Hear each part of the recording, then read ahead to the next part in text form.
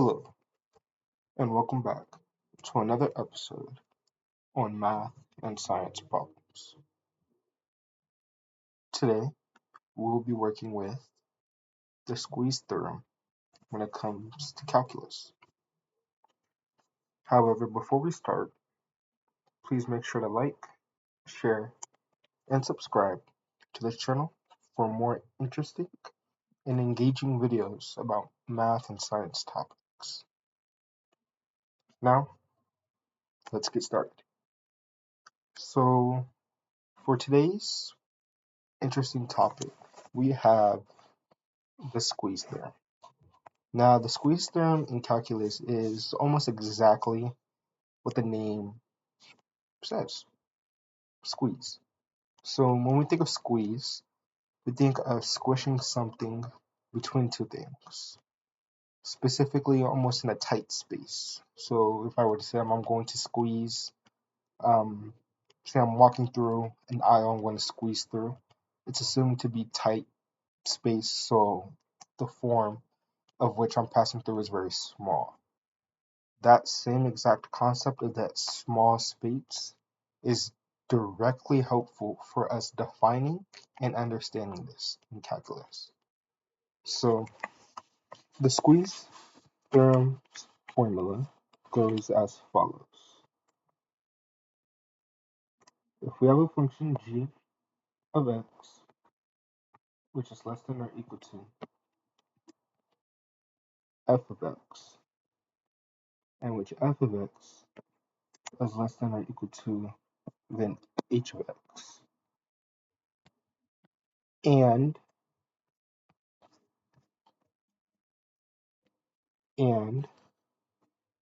the limit as x approaches c of g of x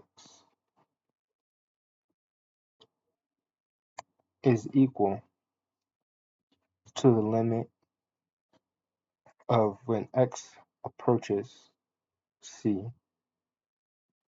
of h of x. So before we go any further, we have if g of x is less than f of x, less than or equal to f of x, and f of x is less than or equal to h of x, and, key point, and the limit as x approaches point c of g of x is equal to the limit as x approaches point c for h of x, so the limit of both functions are the same, then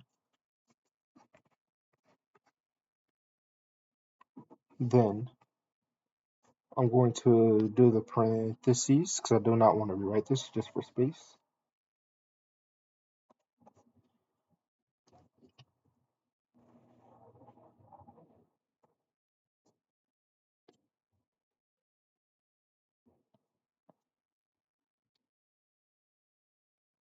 Then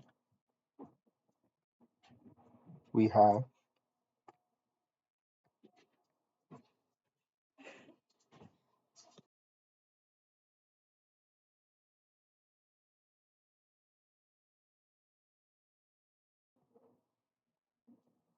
the function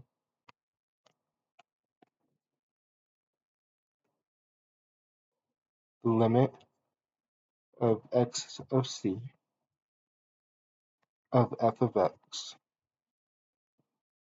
is equal to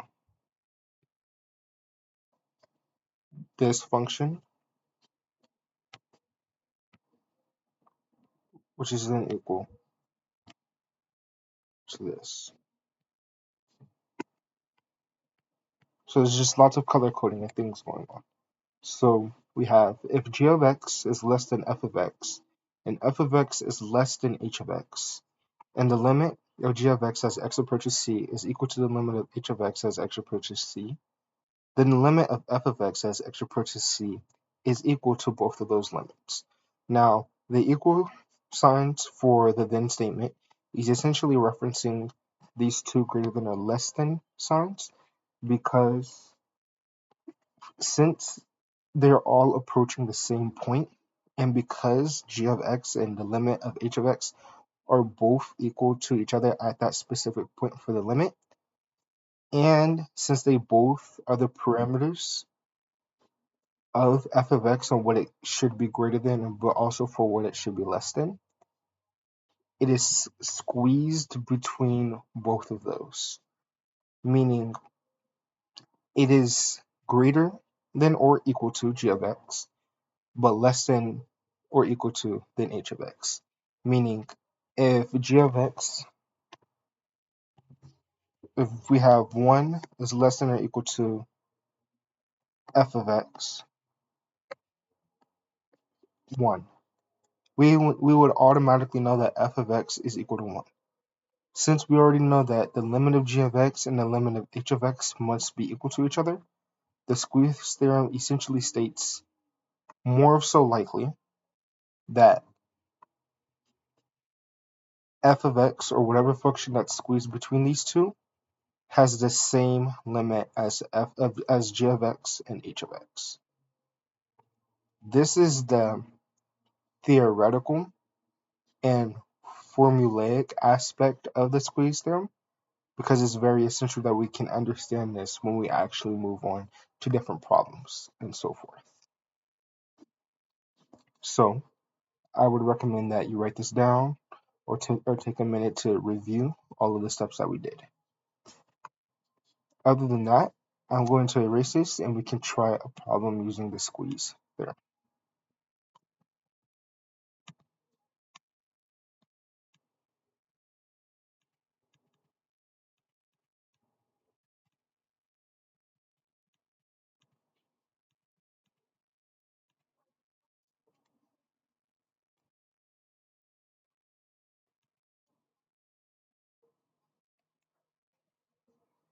And it's very important that when we are looking at this specific squeeze theorem, how we are able to overall interpret it, because when we are faced with these different problems, the squeeze theorem helps us essentially balance out when it comes to estimating certain things and overall being able to manipulate an equation. Because say for approximately, if you're an engineer and you want to hypothetically build a rocket ship, and you want to see how much fuel is needed for the rocket ship to reach the moon, you can calculate the derivative of the line the rocket ship is going to take from the minimum amount of fuel you need to get to the moon to the maximum amount of fuel you need to get to the moon. And after calculating that derivative or looking at those specific functions, we can take the squeeze theorem. It's not necessarily to find the average fuel you need, but to find an estimate to where that overall parameter needs to be. So say the maximum is 100 and the minimum is 50. The squeeze theorem wouldn't necessarily say, oh, you need 75 for it to averagely reach the moon. Rather, it would overall give you an approximate to the average you need to get to the moon, which is why it's the derivative. So when we are looking at a specific problem for the squeeze theorem, let's say we have the problem, let's write it in black. Let's say we have the problem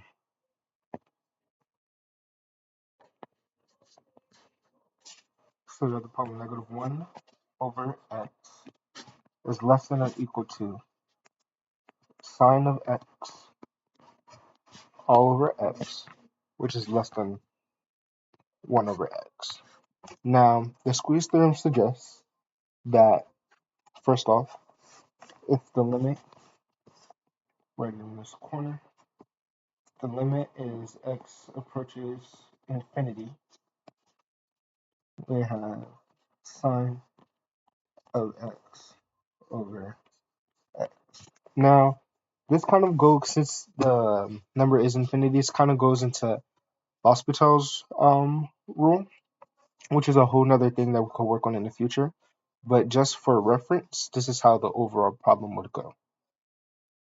Assuming that this problem is stating that if the fields are if and statements, meaning that as x approaches infinity, negative 1 over x and 1 over x are both equal to the same limit, let's just say L, we know that sine of x over x must be in between both of these points. Now, referencing that 1 on the left side is -1 over x and 1 on the right is 1 over x, we can understand that they will both be equal to each other.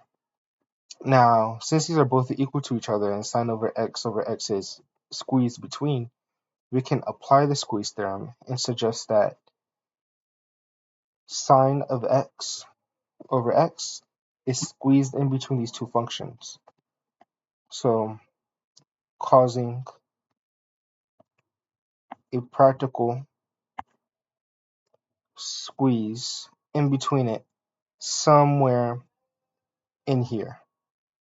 Let's just say the dotted line somewhere. That is essentially what the squeeze theorem states and what it suggests.